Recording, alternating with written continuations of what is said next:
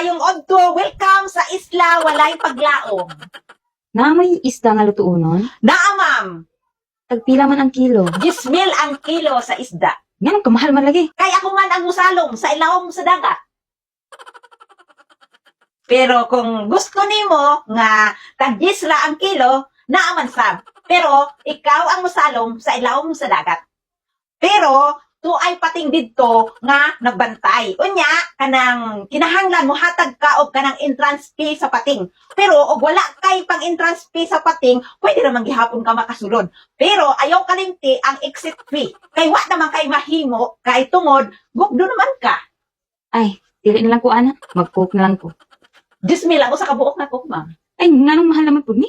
Kay tungod kining isla nga walay paglaom, ang gidadaan ana diri nga cook, private jet plane og submarine. Maunang mahal. Pero kung gusto nimo nga barato, naa man sab mi. Kulapo, tag-10 ra. Nga nung barato lagi na. Kay kuan ma'am, kanang lana raman ang himo nga gasolina. Unsa man day na nga klase nga gisakin nga nung lana man. Kuan ma'am, kanang wakwak og manananggal.